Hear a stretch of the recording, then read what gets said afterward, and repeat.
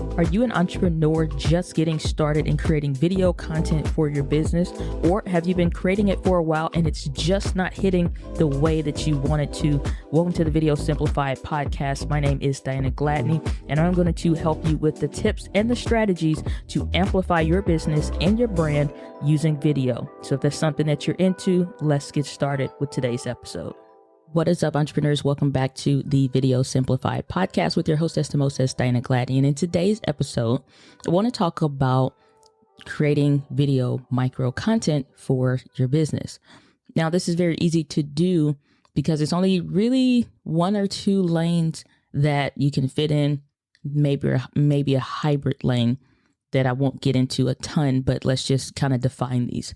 The first one is creating micro content that you can share directly to your posts based off of pieces that you've made, which means taking a segment of your videos that you're already making that's a good, competent piece and posting it to a social media platform. That's one way. The second way is creating a dedicated piece that has no connection to anything else. It's not coming from anywhere. It's just a piece that you're making. You can answer a question. You can do whatever. Pick it for how you come up with the what you make. Totally on you, and a lot of different avenues there. However, this is a piece that's only being made for a specific platform. This is something like an Instagram stories, because you have to be in the stories app, turn the phone on yourself and start it in order for you to start making it. That's one piece. The third one can be considered like a hybrid piece, in which this isn't something coming from a prior video only. This isn't something only mixed within, for the platform. It is something that's a little bit of both. So maybe it's a piece from a video. It could be B-roll clips. It could be an actual talking segment, or it could be a piece that you are actually, you're mixing. You're taking a piece that you already have, or maybe a piece that's going around that's trending or something like that, and you're mixing that with a native piece. A person that does a great job of this is Gary Vee.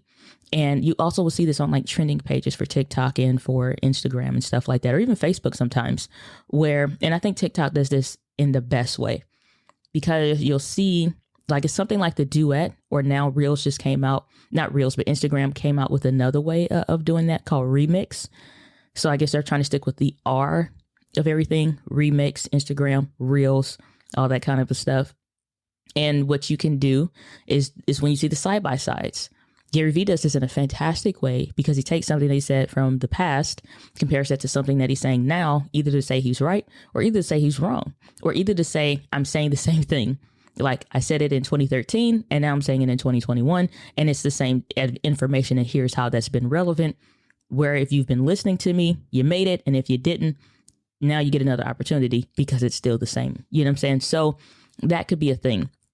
Or you see this again where somebody has one story going on TikTok, or something that they're responding to, whether it's in real time, whether it's in back and forth, or whatever the case. Another variation of that, still a hybrid, is where you're taking just a snippet of it. And it's usually where you think you're about to see something, and then something interrupts you. Coming to mind, and I hope this is not looked at negatively here, but it's just the gosh darn truth. It's the funniest gosh darn thing ever. It was a guy that was like, it was like this picture, this super, super sexy dude, right? Masculine, all the stuff, all the right stuff in all the right places, right? And then it's like he has his phone or whatever, and he's acting like he's about to reveal himself or what have you. And it's just like by the time he gets to, I don't know, about his belly button or so, and then you see a guy, or you see the next thing that you see when you think you're about to see something is not, this was on my, okay, let me just save myself the slight embarrassment. Okay. Yes, I watched up until that point because it was like, okay, first of all, I don't like, do we have to give explanation for this? No. Okay. Probably not. But I feel like I'm obligated to. Nevertheless. Okay. Because it just sounds like, what the hell were you watching, or where were you at? It was just on the feed of Facebook. Okay. It's like, I'm trying to give explanation for myself to prove that I wasn't doing something that I maybe shouldn't have been, but it's like, either way, it was on the Facebook. And I was like, yeah, that definitely stopped the scroll. All right. So right when you think you're about to see something or whatever, because you're like, hold how is this? Okay. How is this here? But okay. And so this guy comes in, and the next thing that you see is a bunch of just like white. And this guy has his Bible, and he's slapping the camera. And he's like, and he didn't even say anything. He just looked at it like, now, you know better. And then that was it. And he said nothing. All you heard was the Bible hitting the camera like, hey, stop. Like, you know better. Get it together. And it was the funniest thing. I mean, the absolute funniest thing, hence why it was going around. Nobody, nor did I ever see, and I can't say nobody ever did, but you never saw the what comes like the original video. Never. You only saw the hybrid version of that because it was hilarious. Because what you thought you was about to see, you weren't. Now, I'm a person that enjoys a nice little piece of craftsmanship, if you will. Okay, so again, a nice, attractive man you see with his shirt off on, just like, okay, that gets your attention for a second. But the pattern interrupt there is the fact that the guy just comes in with the Bible of all things, like, get it together, snap out of it, and get back to your normal day. You're like, okay, my bad, I was slipping. So, not that you got to go all that route, but it's funny because it's not what you expect.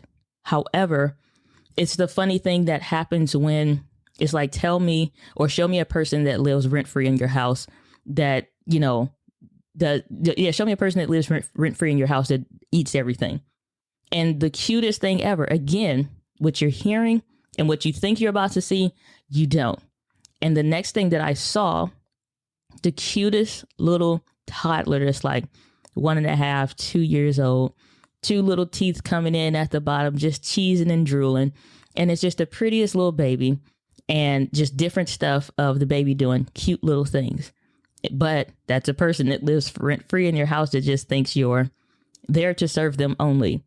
So it's like what you usually see when you see that, or like, especially like maybe you see a teenager that's asleep, room's dirty, whatever the case is, could be a spouse, same thing. But this time it was a little baby that was just like, oh, it's so cute. It's like, they can stay. And so those are fantastic ways of making hybrid pieces that are pattern interrupts. You can hop on something that's trending and all kinds of stuff. Now, when you think about that, you think like, well, crap, now I got to make all this extra stuff. Now I got to make something different. And the honest answer is not necessarily. I make different stuff when I'm inspired to, or when I'm sitting and I have thought and I pick up, paper. I always have paper around me, or a notebook, a journal, or something, so I can sit and have time to really think and piece this together. Like, do I really want to make this thing that I'm thinking about, or I'm having this idea or something that inspires me? For example, I could take a piece that I did when I was first getting started and first starting to like come into my own voice of being online and talking about video and YouTube and things like that, and compare me to me, where I'm sitting there and watching it. Like, she's absolutely right, or, whatever the case is, or take something that you think that you would expect to see, like show me somebody that lives rent free in your house and this and that or whatever. And maybe it's your parent or something, if they just came to live with you, or if they're somebody that's in your life or whatever. But it's the other way around. Instead of it being them taking care of you, as you take care of them. And it could be something that's super sweet, because maybe you take them out to dinner and stuff like that. So things like that. It's like, if you think of something, or if you see something that gives you an idea and you want to create your own version of it or recreate it, go for it. Because so much of this is still maintaining the fun element. That's why you'll see somebody like a Gary Vee share something that's him garage selling in the summertime every year.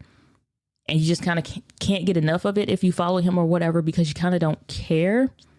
He's showing you hustle hacks and stuff like that or whatever.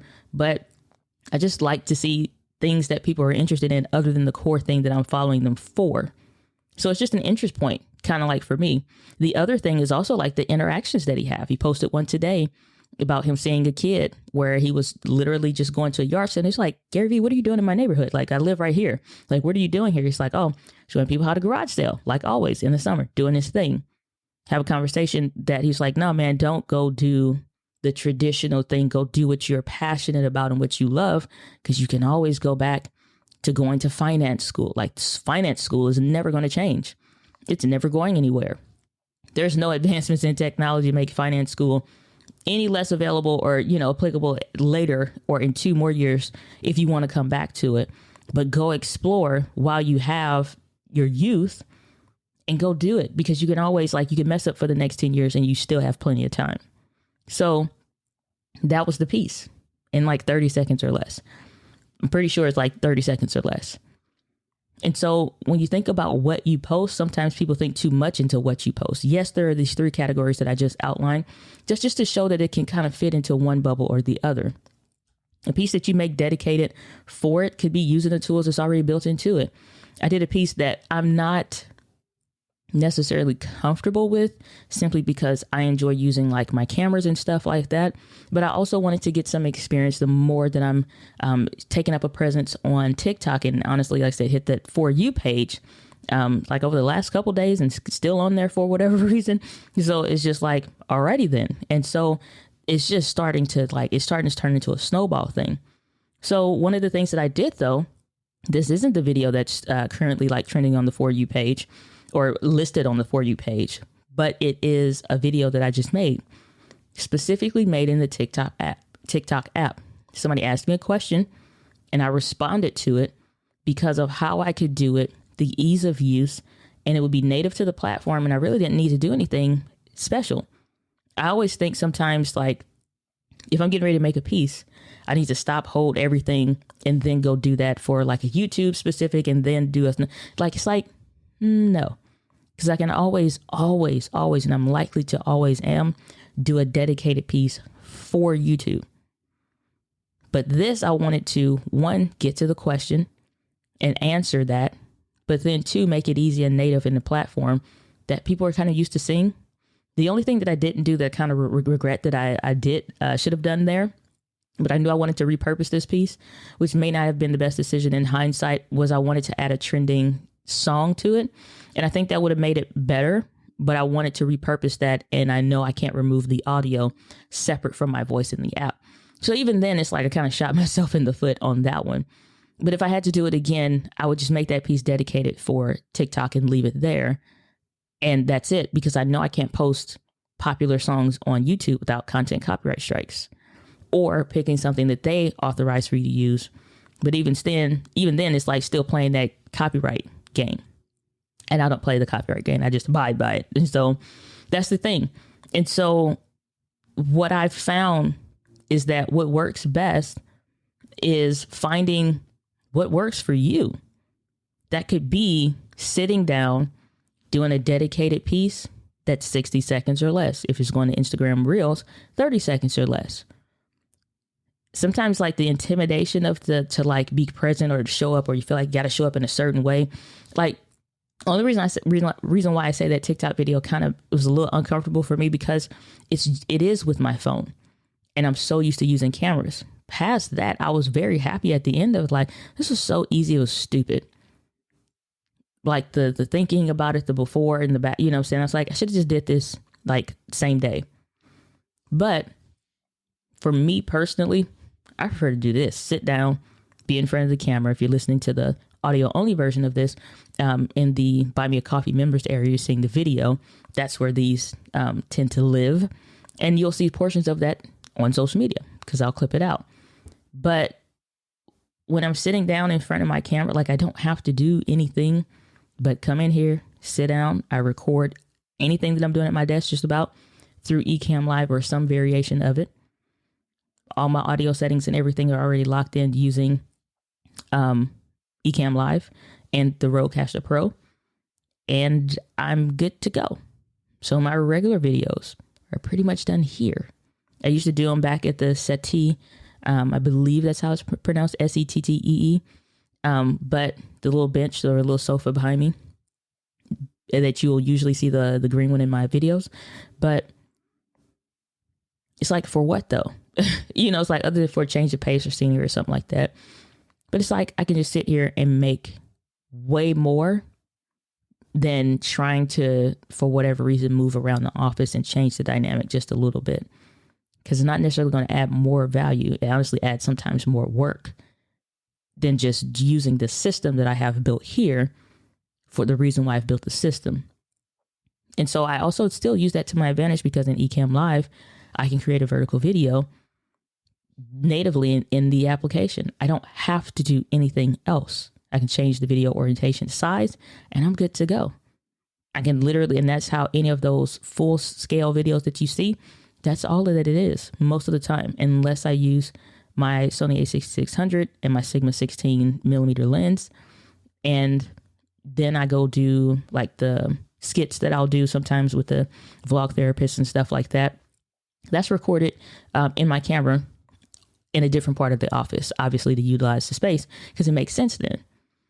But when you're thinking about the what to do's, I say start with you'll hear me say this a lot, and I give credit to where credit is due. Came from Heather Torres of Think Media, of whom I love and appreciate, because it was something that really set me free when it comes to content creation. Especially like when you think, the reason why I'm trying to get you into micro content is because I also want to help set you free in releasing the content. It's like, that's the thing with like a release. When you think about a release, it makes me think about artists like the Wu-Tang Clan, artists that are like in that 90s genre and stuff like that. Very rarely ever did they have music that they truly felt was finished, but at some point they had to release it. So same way with your video content, it's not necessarily that it's in its best possible state ever that it possibly ever could be, but at some point you have to release it. Micro content helps you do that. So when you think about doing content, release it. Micro content is an easy way to do that. Create a dedicated piece in the app. Take a portion of a piece that you did that's a relevant, competent piece from a video that you already have, and take a snippet of that, 60 seconds or less. Pro tip, chop out the breathings, or it's like, it's like take that stuff out that you normally would have. Then also take some of the extra pauses and stuff out, and it will seem like you're doing a lot of jump cuts. That's what it would look like. Jump from one part to another, to another, to another. That's okay. You got to understand it's different cultural and social norms on every social media platform. And you may feel slightly uncomfortable with that, but that's okay, because your audience will be comfortable. And a lot of what you're going to do as a content creator is in discomfort for you, but to be of comfort to the audience. So get used to it. Or you could do a piece that you have that is in the app, a story, something that you do or whatever. I did another one that was like a Rodecaster Pro hack. That was in the app, in Instagram Reels app. It's okay to like bring the barriers down. I prefer my personal comfort is to do what I know, which is the cameras specifically. And so for a lot of people, the easiest thing is my discomfort, because I want the look that I'm used to. I want the this, that, or whatever. But if I'm willing to say and do what's necessary and needed, I would encourage you to also to take that same approach and do what's necessary or needed. Maybe what you're comfortable with is your phone, and that is the easiest thing. And like I said, giving credit to where credit is due, from what Heather said, which is, what's the minimum effective dose? Every medication that you can think of has a minimum effective dose. This is the least amount that you need for it to still be effective. And a lot of times that's content with your phone. It has nothing to do with a lack of quality, because I showed on a previous post on my Instagram where here's what it looks like of what's possible of making video content with your phone. Most people were blown away. How the hell did they pull that off? You go to youtube.com /iPhoneographers. iPhoneographers. I'll put a link to that in the show notes. But I showed clips of, that's all his channel is, smartphone content creation. And it's like, I don't do that at all. I don't even try to, because it's just not for me. Like my thing is cameras. Like I get it wholeheartedly. If it's something I want to do, I can make that come to life with a camera. Like I know how. Phones, I haven't put 5 years worth of time into it. Cameras, I absolutely have. Absolutely have. I've put 5 years worth of almost daily learning into camera stuff. If I had done the same thing with the phone, I'm pretty sure I'd be pretty lethal with the phone the same way I am with the cameras. But I picked my lane because I'm like, this is where I want to go. And this is what I love, or coming to love at this time. And it worked out. So the other thing is post. The best way to grow on social media is post. Release the content. Again, going back to the 90s artists, very few of them actually had a piece that was just like, yeah, it's finished. They had pieces that they released. And that's where the remix would come in. And that's where the mastered, that's where the remastered, that's where all these variations of the same song, because it was never finished, but they released it. Then they came back and did the other stuff. So release your videos. You can always do something else. Remix it later. Literally on Instagram, they have the remix. Remix your videos. Do it again. Something I love about Sean of Think Media, Sean Cannell, he's not afraid to make the same video. If you think about any of the people that you love to follow, they're not afraid to make the same video. And it's not necessarily the same video, but they recreate that video with new relevancy. Do the same thing. I would encourage you, do the same thing. How many years can you go back and look up what's the best camera for YouTube and see Sean make that video over and over and over again? Not because he's literally just kind of making the same video, but because the relevancy changes. It is okay for you to do the same. It's okay. So when you think about creating a piece, I know that the video that I did that was on my phone, that was a TikTok answer, I'm going to recreate that. I'm okay with recreating content. I'm okay with remixing it. I'm okay with remastering it. But at some point, you got to release it. That's the core crux of honestly getting started with creating micro content. Create a piece, post it. Create a dedicated piece, post it. Take a snippet from a piece that you've already done and post it. Hop on something that's trending, that's fun, that's interesting to you, an idea that you have, and post it. That's pretty much the formula. It's not a whole lot of moving parts. Yeah, there are other things that go into it. Stuff like hashtags, stuff like, best practices per platform. But let's just start with posting. Because I went and I saw on Facebook, logged in the other day, and it showed a video that was hella old. Like 2017 or something like that. And it was like one of the first micro content pieces that I put out. And I was proud to see that piece because it let me know, keep going. It gets better.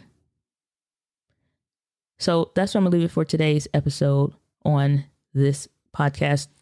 If you have questions, you feel free to, of course, hit me up. I'll put a link for where you can leave questions if you want to send an audio message or something like that in regards to this or other topics and things like that. Also, make sure you leave a rating or review and things like that. But with that, guys, live with passion. And as I love to end all of my podcast episodes, the winds of life blows on us all, but it is how you set your sails With that, guys, love and passion. I'll see you on the next episode of the Video Simplified podcast. Take care. So was that helpful? Did you get some tips out of that? Did you get something that you can implement today? If you did, make sure you leave a rating or review for the podcast. Helps get this show more exposure. Make sure you leave that 5-star rating and review. I'd love to hear your thoughts. And also share it with a friend. Somebody you know needs some help with their video content strategy. Thanks for tuning in. I'll see you on the next one.